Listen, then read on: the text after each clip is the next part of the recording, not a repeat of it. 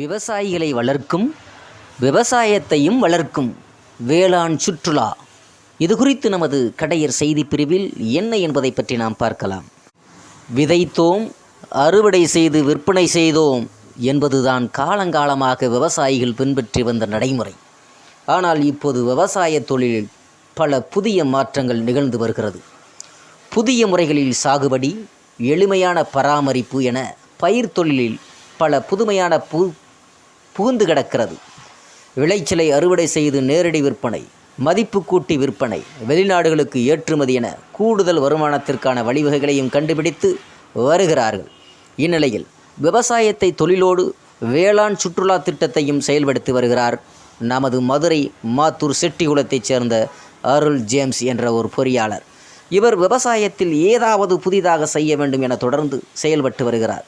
தனது தோட்டத்தை பார்க்க வரும் மாணவர்களுக்கும் தொழில் முனைவோருக்கும் மாதிரி வேளாண் சுற்றுலா திட்டத்தின் மூலம் விவசாயம் குறித்த விழிப்புணர்வையும் ஏற்படுத்துவதோடு அதன் மூலம் வருமானமும் ஈட்டி வருகிறார். விவசாயிகள் தங்களுடைய வருமானத்தை அதிகப்படுத்த பயிர் உற்பத்தி, கால்நடை வளர்ப்பு ஆகியவற்றை மட்டுமே சார்ந்திருந்தால் போதாது, தங்களுடைய பண்ணையை வேளாண் சுற்றுலா தலமாகவும் மாற்ற வேண்டும் என வலியுறுத்தவும் அருள் ஜேம்ஸ் ஒரு மாலை பொழுதில் நாம் அவரை சந்தித்த போது கூறியிருக்கிறார். மேலும் இயந்திரமான நகர வாழ்க்கை, பணி மற்றும் குடும்ப சூழலால் ஏற்படும் மன அழுத்தம் இப்போ இருக்கிற தலைமுறை கடுமையாக பாதிக்கப்படுது. இந்த காரணங்களால் பாதிக்கப்படும் பல பேர் ஓரிரு நாட்களாவது இதில் இருந்து விலகி இயற்கையான அமைதியான சூழலில் புத்துணர்ச்சி பெறணும்னு விரும்புகிறாங்க.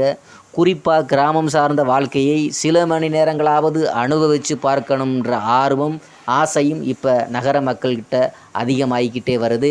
மேலும் விவசாயம் தொடர்பான அடிப்படை விஷயங்களை நிலத்தில் இறங்கி நேரடியாக தெரிஞ்சுக்கிறன்ற ஆர்வம் பள்ளி மற்றும் கல்லூரி மாணவர்கள் மத்தியில் அதிகமாகிக்கிட்டே இருக்குது.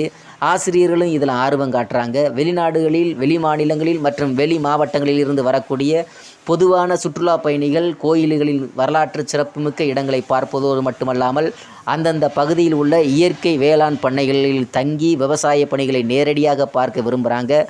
தங்கும் விடுதிகளில் தங்குறதை முடிஞ்சவரையும் தவிர்க்க நினைக்கிறாங்க. இதுபோல் இருக்கும் சூழ்நிலையில் வேளாண் சுற்றுலா தலங்களுக்கான வாய்ப்புகளும் தேவைகளும் பல வகைகளில் விரிவடைஞ்சிக்கிட்டே இருக்குது. விவசாயத்தை அடுத்த தலைமுறைக்கு கடத்தும் ஒரு கருவியாக வேளாண் சுற்றுலா இருக்குது என 3.5 ஏக்கர் நிலத்தில் மா, தென்னை, கொய்யா, எலும்பிச்சை மரக்கன்றுகளை சாகுபடி செஞ்சுருக்கேன். அனைத்தும் இப்போ நல்ல பலன் தந்துக்கிட்டு இருக்குது அப்படின்னு சொல்லிக்கிட்டே இருக்கிறாரு. மேலும் பண்ணை குட்டையை அமைச்சு மீன் வளர்க்குறேன். மீன் வளர்ப்பதை பார்வையிட வருபவர்கள் அங்கேயே குளிக்க வசதியாகவும் குளத்தை மாற்றிருக்கிறேன்.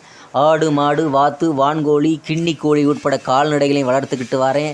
இயற்கையான முறையில் மேய்ச்சல் நிலத்தை பயன்படுத்துவதால் இதுகளோட இறைச்சி சுவையாகவும் சத்தான உணவாகவும் பயன்படுத்திக்கிட்டு இருக்குது.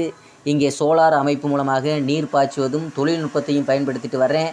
இந்த 3.5 ஏக்கர் நிலத்தை, விவசாய நிலத்தை மாதிரி பண்ணையாக மாற்றி இதுபோல் மற்ற விவசாயிகளையும் ஈடுபடுத்தும் நோக்கத்தில் மாதிரி வேளாண் சுற்றுலா திட்டத்தை உருவாக்கியிருக்கிறேன். இதையே விவசாயிகள் நல்ல முறையில் பயன்படுத்தி தங்களோட பண்ணையே வேளாண் சுற்றுலா தலமாக உருவாக்கி வருமானம் ஈட்டலாம். உலகின் பல நாடுகளில் இந்த வேளாண் சுற்றுலா திட்டம் சிறப்பாக செயல்பட்டு வருகிறது, அடைஞ்சிக்கிட்டு இருக்குது. இதில் இத்தாலி நாட்டு விவசாயிகள் தான் உலகுக்கு முன்னோடியாக இருக்கிறாங்க. அங்குள்ள பெரும்பாலான விவசாய பண்ணைகள் வேளாண் சுற்றுலா தலங்களாக செயல்பட்டு இருக்கிறது. 1960 இத்தாலியில் வேளாண் சுற்றுலா முறை அறிமுகப்படுத்தப்பட்டது.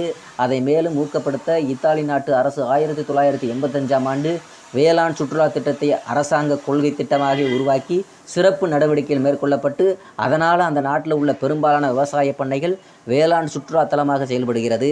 இத்தாலி நாட்டில் மொத்த பரப்பளவு 3,10,000 சதுர கிலோமீட்டர். அந்த நாட்டில் உள்ள வேளாண் சுற்றுலா தலங்களோட மொத்த பரப்பே 50,000 சதுர கிலோமீட்டர். வேளாண் விளைபொருட்களை உற்பத்தி மூலம் கிடைக்கிற வருமானத்தை விடவும் வேளாண் சுற்றுலா மூலம் விவசாயிகள் கூடுதல் வருமானம் ஈட்டலாம். இந்தியாவில் 75% மக்கள் விவசாயத்தை சார்ந்த தொழிலையும் நம்பியிருக்கிறாங்க. ஆனால் விவசாயிகளோட பொருளாதார நிலை போதுமான அளவுக்கு வளர்ச்சி அடையலை. மேலும் குறைந்தது 100 முதல் 200 விவசாயிகள் அல்லது தொழில் முனைவர்கள் இணைந்து 100 ஏக்கர் நிலத்தை இதுபோல் ஒருங்கிணைந்து சுற்றுச்சூழல் கிராமமாக மாற்ற திட்டமிட்டு இருக்கிறேன். பல புதிய தொழில்நுட்பங்களை பயன்படுத்தி பயிர்களை சாகுபடி செய்வது, உரமிடுவது, பூச்சிக்கொல்லி மருந்து என எதுக்கு ரசாயனத்தை பயன்படுத்தாமல் முழுக்க இயற்கை முறையில் பராமரிப்பது என செயல்பட திட்டம் வச்சிருக்கிறேன். வெளிநாடுகளில் இதுபோன்ற திட்டம் நடைமுறையில் இருக்குது. முதல் கட்டமாக மதுரை, விருதுநகர், தேனி உள்ளிட்ட பகுதிகளில் 20 ஏக்கர் நிலத்தில் விவசாய சுற்றுலா திட்டத்தை செயல்படுத்த ஏற்பாடு செஞ்சுருக்கிறோம். சுற்றுலா பயணிகளை விவசாய தோட்டத்தில் தங்கள் நேரத்தை செலவிட வேண்டும் என்பதே இந்த திட்டத்தின் முக்கிய நோக்கமாக இருக்கிறது. இளைஞர்கள் மற்றும் தொழில் முனைவோர் இங்கு வந்து பார்வையிடும்போது அவர்களுக்கு நல்ல அனுபவமாக இருப்பதோடு நல்ல பாடமாகவும் இருக்கும். இதன் மூலம் விவசாயிகளுக்கு வருமானம் கிடைக்கும். நீர் பாய்ச்சுவது, களை எடுப்பது, விதை நடுவது போன்ற பணிகளை சுற்றுலா பயணிகளுக்கு கற்றுத்தருகிறோம். இங்கு விளையும் காய்கறிகளை அறுவடை செய்து சுற்றுலா பயணிகளுக்கு விற்பனை செய்வதோடு அவர்களுக்கு அந்த காய்கறிகளை கொண்டே ருசியாக சமைத்து பரிமாறுவோம். இந்த நேரடி சந்தைப்படுத்துவதும் மக்கள் தோட்டத்திற்கு சென்று காய்கறிகளை வாங்கும்போது விவசாயிகளுக்கும் இடைத்தரகருக்கும் கமிஷன் இல்லாமல் கூடுதல் வருமானம் கிடைக்க ஏற்படும் என்று இந்த வேளாண் சுற்றுலா வேளாண் என்பது மிக மக்களுக்கும் அதாவது விவசாயிக்கும் மிகவும் பயன் தரக்கூடியதாக இருக்கிறது என்று அவர் நம்மளிடம் கருத்துக்களை பகிர்ந்து கொண்டார். அப்படி இந்த வேளாண் சுற்றுலா தலமாக இந்த வேளாண்மையில் புரட்சி செய்யக்கூடிய அவருக்கு நமது கடையர் டிவியின் சார்பாக அருள் ஜேம்ஸ் அவர்களுக்கு வாழ்த்துக்களையும் தெரிவித்துக் கொள்கிறோம். நன்றி, வணக்கம்.